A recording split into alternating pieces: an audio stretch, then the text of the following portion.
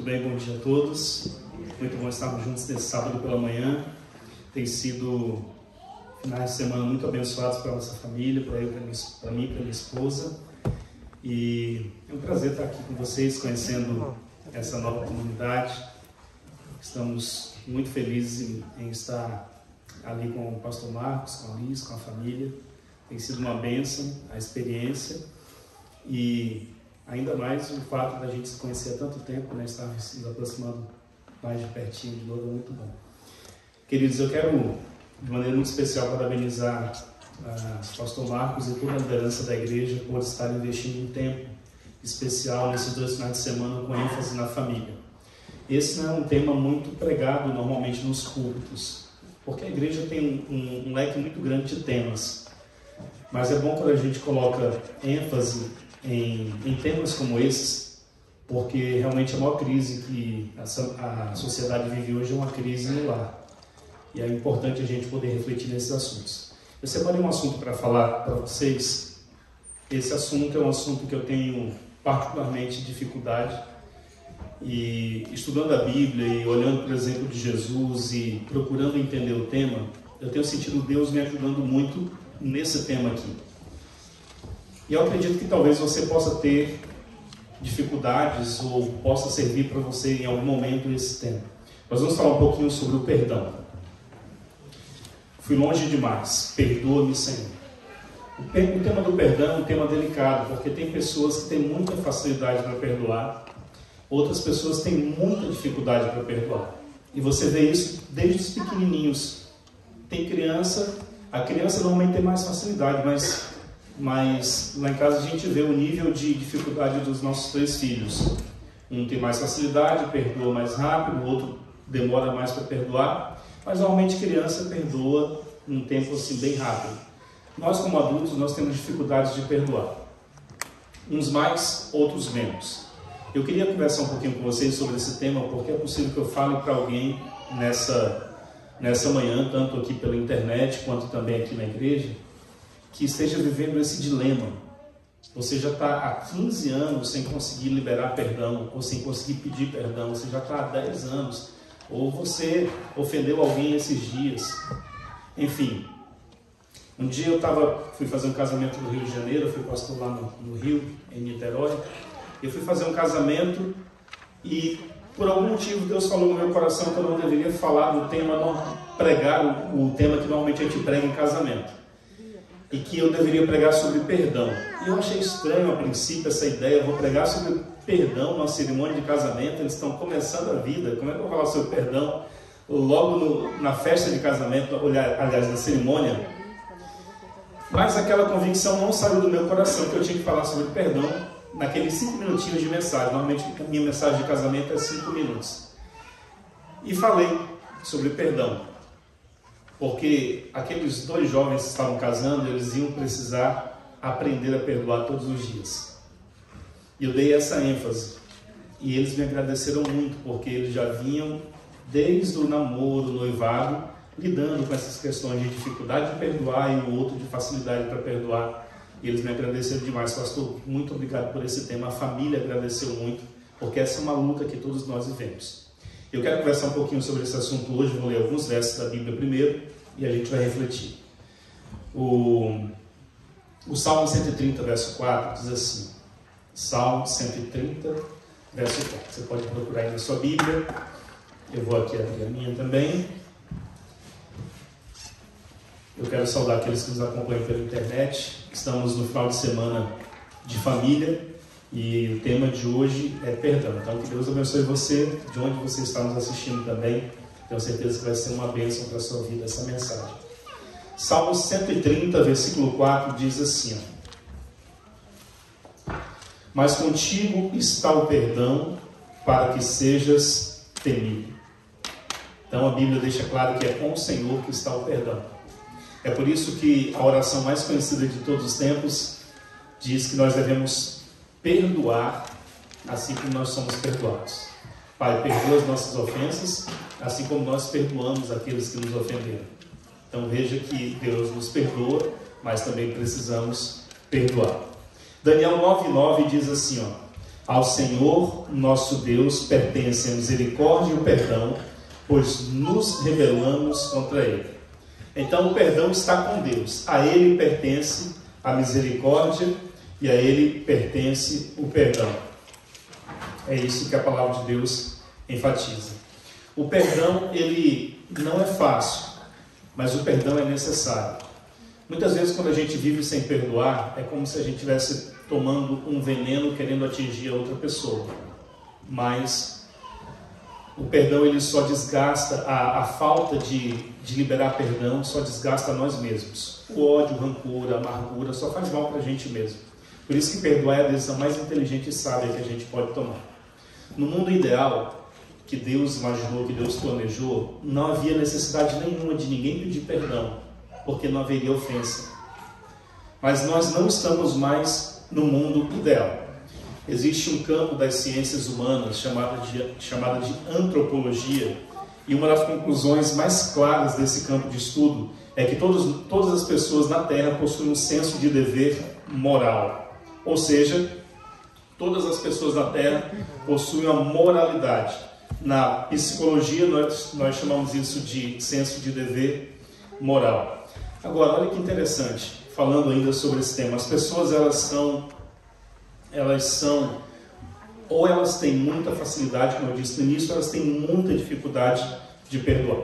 Por exemplo, na cultura esquimó, ela é curiosa e ela é interessante porque na cultura dos esquimós, se alguém estiver em jornada e faltar comida, faltar água, ela tem autorização legal para poder entrar em qualquer casa de esquimós sem pedir licença. Tendo gente ou não tendo gente, ela pode entrar. E ela pode se abastecer do que for necessário e pode depois seguir viagem. Na nossa cultura, isso já seria um crime. Seria invasão de domicílio, né? Então, interessante como que essa questão do senso de dever moral varia dependendo da cultura.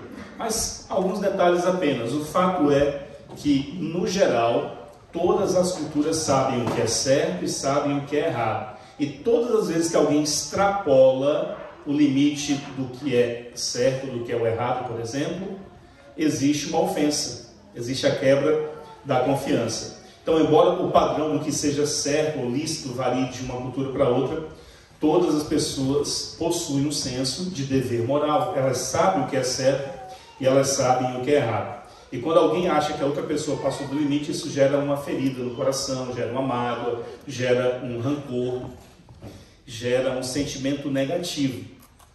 Eu tenho certeza que todos nós, em algum momento da nossa vida, nós precisamos, em algum momento, pedir perdão. Você já deve ter pedido perdão para alguém.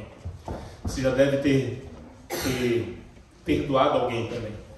Eu tenho um filhinho de 4 anos, o Ian, e às vezes quando ele apronta as dele com os irmãozinhos, eu digo para ele pedir perdão. E com muita luta, muito choro, ele vai lá e pede desculpa. Aí eu falo, desculpa não, você vai pedir perdão. E ele bate o pé e ele não pede perdão, ele tem muita dificuldade de pedir perdão. Para ele entende que perdão é uma coisa muito maior do que apenas pedir desculpa, uma coisa muito mais difícil.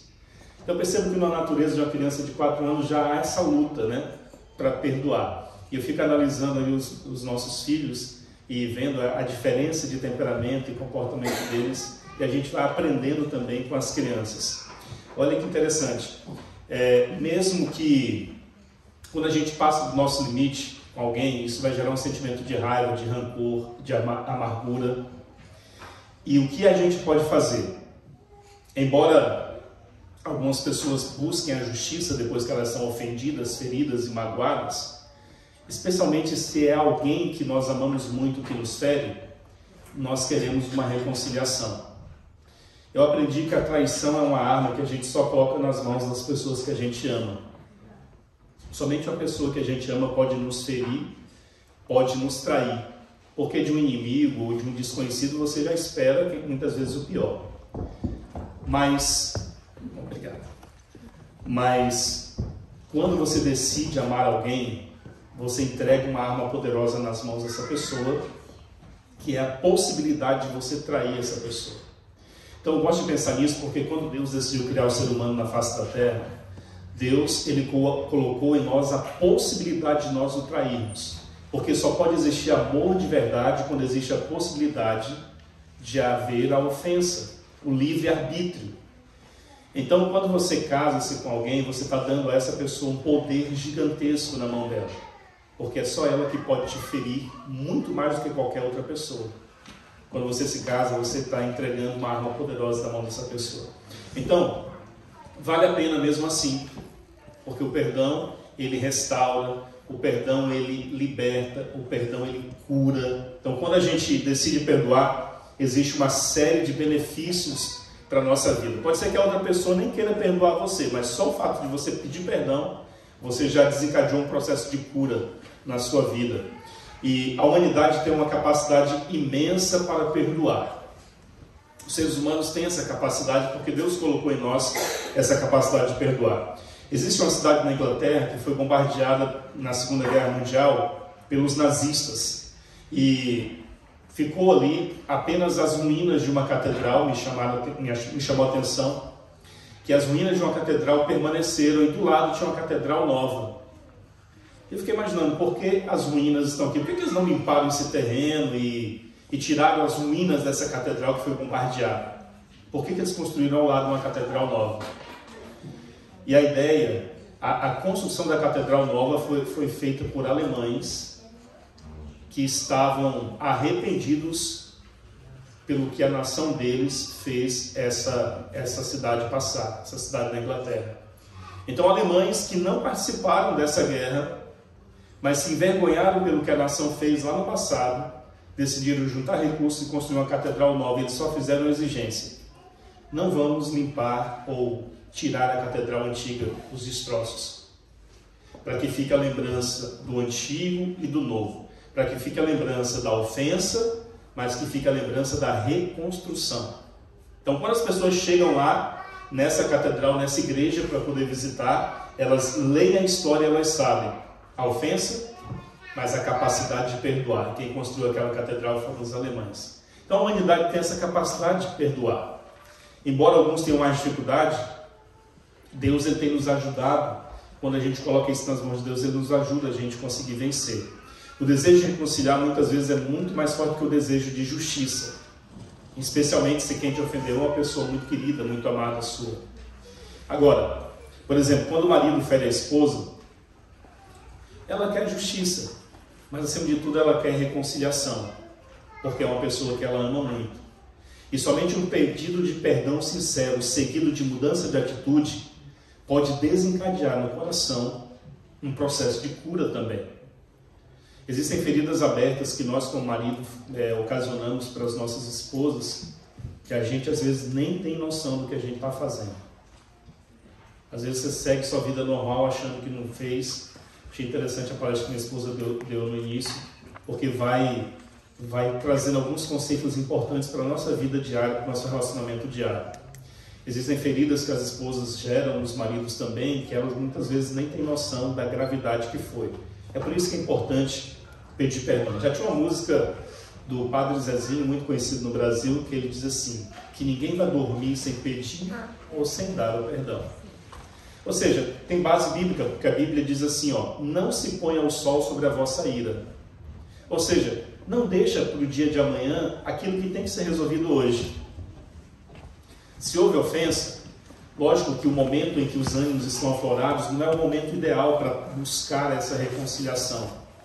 Deixa a poeira baixar, mas resolva no mesmo dia, resolva antes de dormir, não deixe acumular essa situação. Porque quanto mais tempo passa, mais difícil se torna o processo de perdão. Eu lembro que uma vez aconteceu na minha família, houve um comentário, uma tia comentou sobre outra tia, fez um comentário negativo da roupa que uma estava usando na festa. Duas irmãs, na verdade. E uma comentou negativamente sobre a roupa da outra, e elas passaram 3 anos sem se falar. Eram muito amigas. 3 anos sem se falar. E aí um dia, numa festa de família, elas não tinham mais como dizer não para ir nas festas de família, foram. E lá do nada elas se esbarraram, e pela primeira vez em 3 anos, elas tiveram coragem de ficar frente a frente. E a única reação das duas foi chorar copiosamente. Elas não conseguiram dizer nada. E a festa e as pessoas da família ficaram todas emocionadas, porque sabiam que as duas já estavam sem se falar há muito tempo. Veja, por um motivo muito simples, muito pequeno, uma coisa boba, um comentário negativo, elas perderam 3 anos de um relacionamento que poderia ter sido muito legal se tivesse sido feita a reconciliação logo por aqueles dias. Então, isso me chama a atenção, porque quanto mais a gente demora a buscar a reconciliação, mais difícil vai ficando. A Bíblia conta a história de Esaú e Jacó, 2 irmãos também, que passaram 20 anos para conseguirem se reconectar novamente. E somente quando Jacó toma a decisão de se reconciliar, depois daquela luta que ele teve com Deus, quando Jacó muda, Esaú também mudou. E é interessante, como minha esposa falou, que o único comportamento que a gente pode controlar não é o do outro. Porque se eu pudesse moldar o outro da maneira como eu quero, o outro também teria esse direito de me moldar do jeito que ele quer. Então ia ser uma confusão. Agora, eu só posso mudar a mim mesmo. Então, quando Jacó tomou a decisão de mudar, e ele fica frente a frente com Esaú, a Bíblia diz que os dois choram copiosamente, e eles se perdoam, e eles se abraçam, e tudo ficou agora, tudo se fez novo. É a história da catedral, o velho e o novo, a ofensa e a reconstrução. E isso é muito importante. Os adolescentes, por exemplo, quando a gente fala em filhos, né, são o nosso maior tesouro. A Bíblia diz que a pergunta que Deus vai fazer para os pais é a pergunta: onde estão os filhos que eu te dei? Essa é uma pergunta muito pertinente. O que estamos fazendo com os filhos? Então, o olhar revoltado de um adolescente, por exemplo, seria diferente simplesmente se o pai tivesse a coragem de pedir perdão e admitir que errou. Eu tenho procurado lá em casa, eu tenho filhos na mesma idade dos filhos do pastor Marcos, tenho o Arthur de 13, tenho a Laurinha de 10 anos, tenho o Ian de 4 anos, e eu tenho procurado com muita luta, eu confesso, os irmãos, com muita luta. Em vários momentos eu tenho buscado meu filho e admitido que eu errei com eles. Ou que eu falei de uma forma que eu não deveria ter falado. Vocês não têm noção da luta que é, porque eu não tive essa criação. Eu não tenho lembranças de meus pais me pedindo perdão em algum momento pela maneira como eles me trataram. Mas quando você aprende na Bíblia que é importante que os pais não alimentem, não suscitem ira aos filhos, Deus ele tem uma responsabilidade, ele cobra a responsabilidade nossa também. Quando você chega para o seu filho e diz assim: filho, o papai errou, o papai também erra, perdoa o papai por isso, ou me perdoa pela maneira como eu falei com você, você errou, só que eu não deveria ter falado contigo dessa forma. É incrível como isso desencadeia na mente dessa criança uma semente que vai germinar quando ele tiver seus filhos, os filhos deles. Eles vão se lembrar que é possível os pais pedirem perdão. Então, quando Deus ele nos chama para termos essa responsabilidade de sermos pais, Ele está simplesmente nos dando um alto privilégio de formarmos ou de moldarmos mentes jovens para fazer a diferença na sociedade. Por exemplo, eu venho de uma família que é uma família que tem várias características positivas e negativas, como todas as famílias. Mas existe uma tendência na minha família, que é uma tendência que se estica de gerações a gerações. A minha família vem de uma linhagem de filhos que cresceram sem seus pais, de uma linhagem de divórcios. Então, eu não tenho lembrança de ninguém da minha família que tenha crescido num lar com o pai e a mãe juntos, ali. Então, na minha família, uma das características negativas é o divórcio. É uma família com tendência ao divórcio. E a outra característica com tendências a bebidas. Então, existe uma característica negativa na minha família. A minha família não são todos adventistas, são só alguns. Até um tempo desse era só eu lá em casa, mas aí a minha família, alguns foram se convertendo também. Mas quando você olha a árvore genealógica, quando eu observo a árvore genealógica da minha família, todos eles, ou a grande maioria, tiveram dificuldades com bebidas e com divórcio. Quando eu aceitei a Cristo como meu Salvador, se desencadeou um processo de quebra desse tipo de maldição que vem das gerações passadas.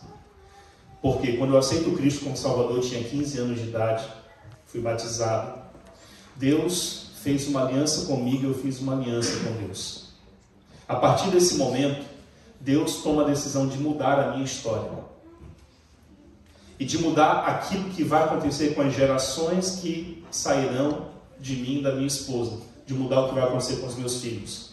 Por exemplo, quando os meus filhos olharem para nós, ou olharem para o passado, eles vão ver que Deus, Ele quebrou uma série de coisas ruins que aconteceu na minha família, simplesmente porque nós aceitamos a Cristo como Salvador. Amém. Um processo de restauração das gerações começou quando eu aceitei a Cristo com 15 anos de idade. Com 17 anos eu fui fazer teologia, foi lá que eu conheci o pastor Marcos. Ele tinha 19 anos, éramos garotos ainda. Então perceba, Deus, Ele iniciou na minha família, a partir do momento que Ele me apresentou a minha esposa e a gente desenvolveu um relacionamento, Deus iniciou um processo de bênção que vai perdurar pelas gerações. Quando os nossos filhos forem fazer as escolhas deles, dos relacionamentos, eles podem até fazer escolhas erradas, mas eles terão um padrão diferente para se nortear dentro de casa. Ele pode até ter dificuldade para perdoar também, os meus filhos podem ter essa dificuldade, mas eles vão se lembrar que o pai, mesmo com dificuldade, mesmo com orgulho, o pai em vários momentos pediu perdão, a mãe também. Então é isso que a gente vai semeando na cabeça dos nossos filhos. Então, a agressividade dos adolescentes com os pais tem dois motivos assim essenciais. Você já prestou atenção que às vezes alguns adolescentes querem enfrentar os pais? Lá em casa não é diferente. Mas é porque a gente muitas vezes irrita os nossos filhos e a reação, eles estão fazendo uma reação contra os nossos próprios atos.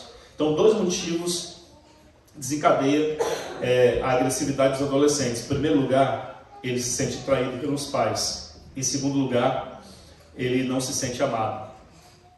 Então a gente pode corrigir muitas rotas na nossa vida com os nossos filhos. Fazer com que eles tenham autoestima boa, destacar as qualidades deles, destacar os pontos positivos.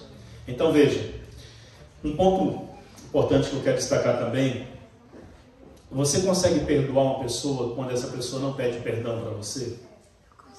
Ah, pastor, mas ela não pediu perdão para mim, por que eu devo perdoar? É importante que você desenvolva isso, mesmo que essa pessoa nunca busque você para pedir perdão, é importante você mesmo assim liberar perdão. Você libera perdão e você fica livre, porque o perdão, ele é a alforria da mente, ele liberta a sua mente. Então mesmo que a pessoa não te busque para pedir perdão, perdoa.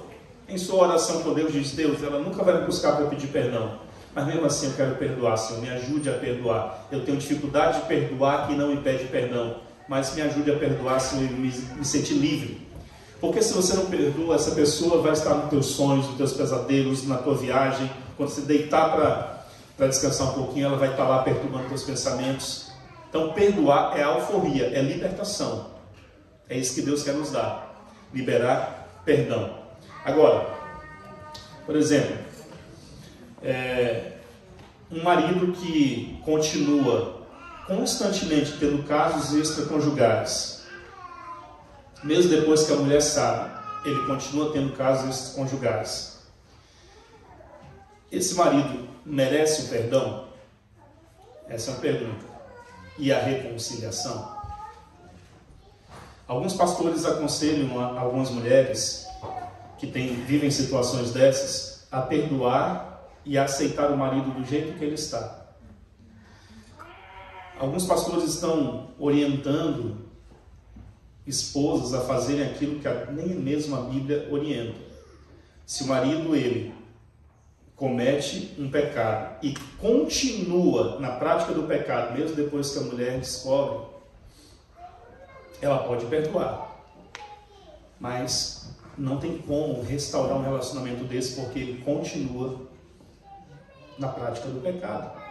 Ele não abandonou, não se arrependeu, não deixou. A Bíblia diz: aquele que confessa e deixa, alcança a misericórdia. Então fique atento, porque perdoar, a gente pode perdoar todas as pessoas. Por exemplo, um estuprador, um bandido que roubou alguma coisa da gente, você pode perdoar, mas não há relacionamento para ser restaurado, porque você não tem relacionamento com esse tipo de pessoa. Agora, se uma pessoa te fere, se uma pessoa te trai, se uma pessoa continua constantemente te traindo, você pode perdoar. Mas como que você vai restaurar o relacionamento se não houve arrependimento nem e a pessoa não deixou o pecado? Então, é isso que a Bíblia fala sobre o perdão. Eu vou deixar alguns textos, nós não vamos ler, mas só para ficar registrado, caso vocês queiram anotar, como funciona o perdão do Senhor. Efésios 4,32 é um texto, 1 João 1,9 é outro, Efésios 4,32, 1 João 1,9, Lucas 23,34, Atos 2, 22 ao 24 e Atos 2, 40 ao 41. Então nós não vamos ler agora o texto, mas só para ficar registrado aí, são textos que falam sobre esse tema. A Bíblia afirma que se nós confessarmos os nossos pecados e deixarmos esses pecados, nós vamos alcançar misericórdia. Ou seja, nós vamos alcançar o perdão do Senhor. Então é isso que a Bíblia afirma. Vamos alcançar misericórdia e vamos alcançar o perdão do Senhor para a nossa vida. Agora, o Salvador, ele expressa a sua compaixão e também o seu perdão e o seu desejo de ver pessoas pecadoras, no caso, perdoadas. Quando ele morre na cruz, ele está abrindo os braços para toda a humanidade e também a possibilidade de todos serem perdoados. Naturalmente que alguns vão aceitar o perdão, outros não. Mas quando Jesus morre na cruz, o perdão é estendido a todos, até o pior criminoso que seja. É isso que o Salvador faz. Agora, o Salvador ele expressa sua compaixão, seu desejo de ver os seus assassinos perdoados. Pai, perdoa-lhes, porque eles não sabem o que fazem. É isso que Jesus nos ensinou. A história de Estevão também mostra o mesmo. Enquanto estava sendo apedrejado, ele perdoa os seus apedrejadores. Então o perdão gratuito é válido para a bênção daquele que perdoa e também para a bênção daquele que é perdoado. Então, de forma geral, quando você perdoa, você acaba abençoando aquela pessoa, mesmo ela não pedindo perdão, você acaba abençoando a vida dela de certa forma, mas também você se liberta. Então é bênção para você também. Então o perdão genuíno, ele remove a barreira criada pela ofensa e abre caminho para a restauração gradativa da confiança. Então quando você perdoa de verdade, e você viu que a pessoa se arrependeu e deixou aquela prática errada, vamos ver no contexto do casamento, o marido errou com você, a esposa errou com você, mas você percebe que ela está arrependida, que ela deixou de cometer aquele erro, aquele pecado. Então, com o tempo, a confiança vai sendo restaurada, o relacionamento vai sendo restaurado, o casamento vai sendo restaurado. Conhecemos diversas histórias de lares que foram restaurados, mesmo depois de uma traição, porque houve confissão, houve arrependimento, houve mudança de atitude. E casamentos que ficaram muito mais fortes, mesmo depois de uma traição. Confiança que foi renovada mesmo depois de uma traição, porque houve arrependimento, houve perdão e houve mudança de atitude. Então esse é um processo importante para que haja reconexão, restauração. É importante a gente pensar um pouquinho sobre isso. Imagina um galão de 20 litros. Um galão de água de 20 litros como se fosse a sua consciência. Imagina isso. Cada erro que você comete acrescenta mais 5 litros a esse galão. Então será que você vai estar carregando um fardo? O galão de 20 litros é a sua consciência e cada erro que você comete, você acrescenta 5 litros a esse galão.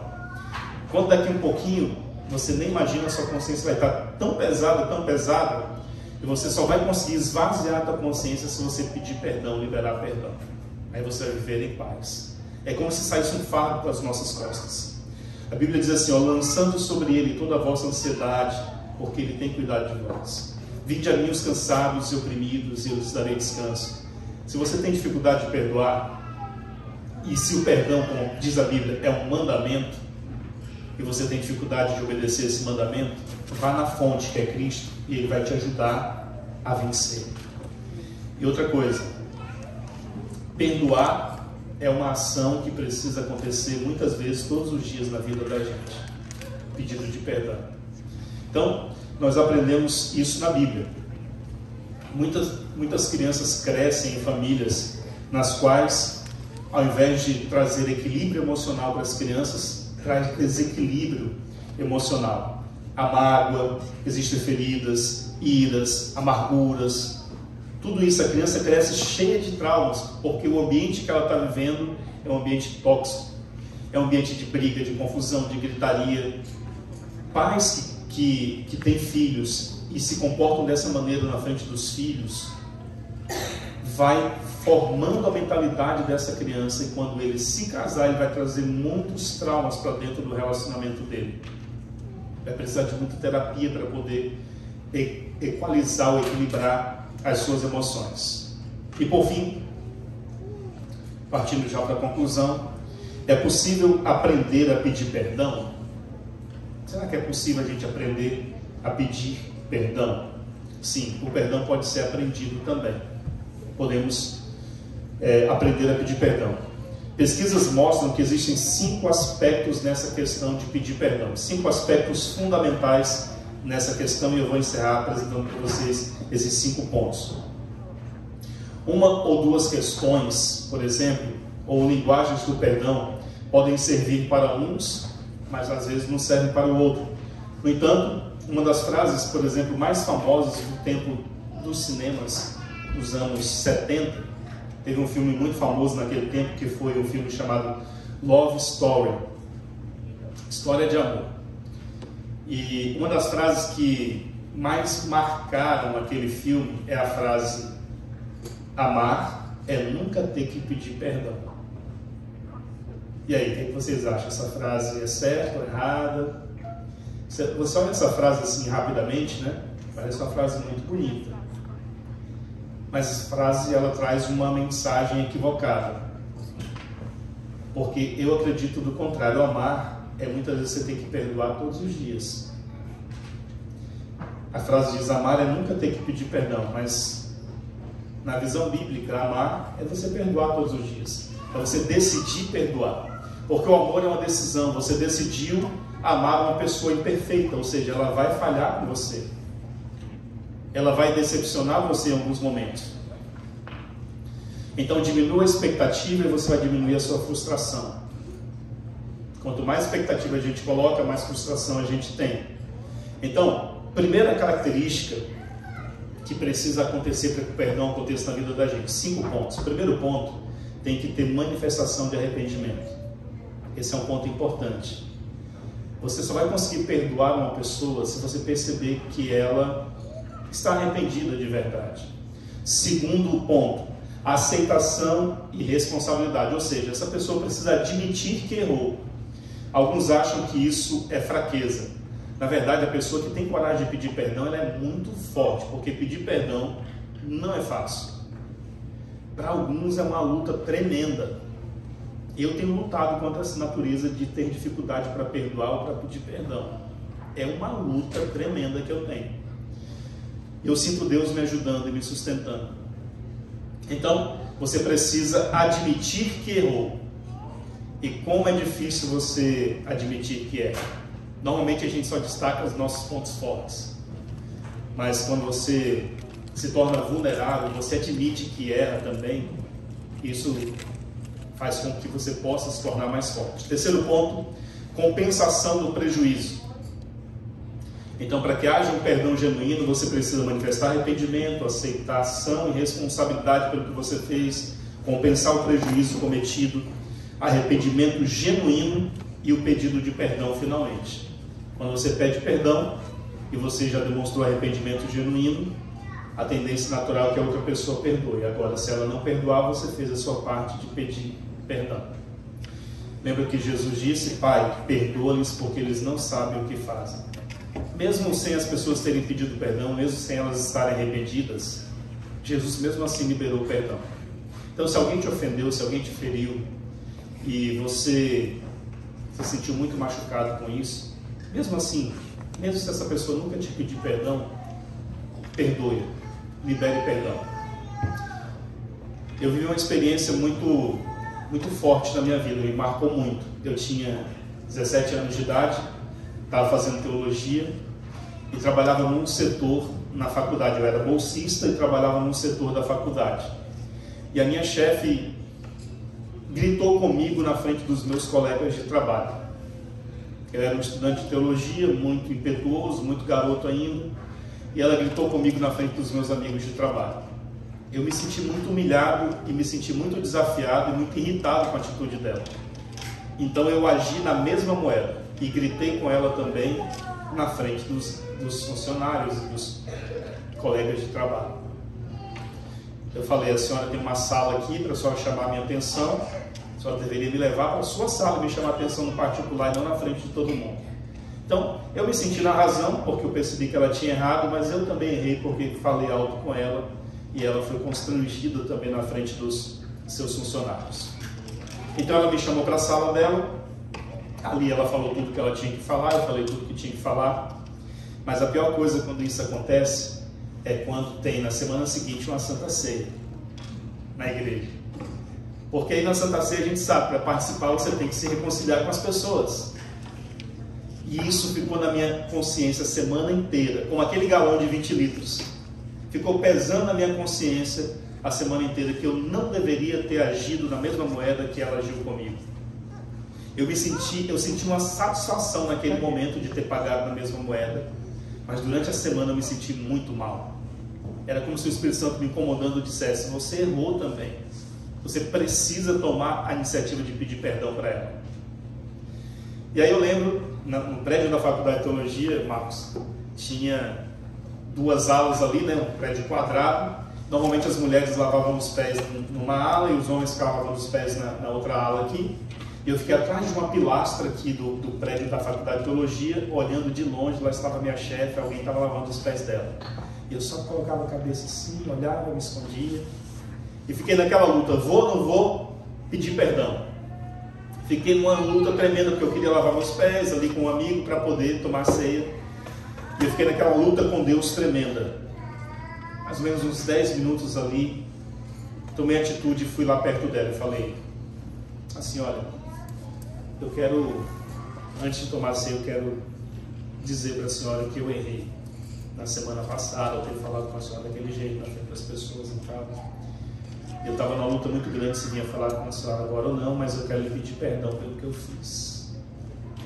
Ela se levantou e disse: Nilson, na verdade eu que errei contigo. Eu jamais deveria ter chamado a tua atenção na frente das pessoas. Eu também quero te pedir perdão. E nós dois começamos a chorar e nos abraçamos, e houve ali uma restauração do relacionamento. Porque houve um pedido de perdão. Eu estou ilustrando na prática os 5 pontos aqui. Houve um pedido de perdão, aliás, houve um arrependimento, houve um pedido de perdão genuíno, houve a compensação do prejuízo, né? Compensamos porque já imaginou se a gente nunca pedisse perdão? Aí um dia desse eu estava num outro internato, só que agora no Rio de Janeiro. Fui no outro internato, minha esposa foi falar, eu fui falar, eu acho que a gente foi fazer alguma coisa lá, falar para o internato, enfim. E estou lá no refeitório, elogiando para o diretor-geral. O Elias até faleceu com Covid. Elogiando o diretor-geral, falando, ele estava sentado na nossa mesa, falando: nossa, que comida deliciosa essa comida aqui. É a melhor comida dos internatos de todos que eu já passei e tal. E ele empolgado, elogiando, e daqui a pouquinho veio a nutricionista. Ele disse: olha, a responsável, culpada por essa comida deliciosa é essa mulher que está chegando aqui. Aí ela veio na nossa mesa e quando eu vi, era a minha antiga chefe lá da faculdade da Bahia, que agora estava no Rio. E a primeira coisa que me veio à mente foi o meu pedido de perdão para ela, a nossa reconciliação e a restauração. Foi a primeira vez que eu encontrei ela depois que eu saí da faculdade. Isso já foi um dia desses, quase 20 anos depois eu encontrei com ela. Havia a lembrança, e ela se lembrou exatamente do que aconteceu, só que não havia mais aquele fato nas nossas consciências. E eu fiquei pensando: meu Deus, como é bom perdoar. Como é bom pedir perdão. É uma bênção. Porque vocês já imaginaram, se eu não tivesse pedido perdão, que situação constrangedora ficaria ali, eu na mesa do chefe dela, conversando, ela chegando por ali? Ficaria uma situação muito chata. Então, queridos, eu gostaria de motivar vocês, como casais, como pais, como amigos, né, a lutarem contra a própria natureza. Se você tem facilidade de perdoar, louvado seja Deus, se você vai perdoar. Mas talvez eu estou falando para alguém que, como eu, tenha dificuldade para perdoar ou para pedir perdão. O Espírito Santo vai te dar forças. Mesmo que o teu filho tenha errado com você, não tenha medo de chegar para ele. Se você exagerou com o teu filho também, não tenha medo. Chega para ele, peça perdão pelo que você fez ou pela maneira como você se expressou, se for conveniente no caso. Que Deus abençoe você. Que Deus te fortaleça e te ajude para que Deus seja honrado por meio das tuas decisões e escolhas no contexto do perdão. Amém? Vamos fazer a oração então.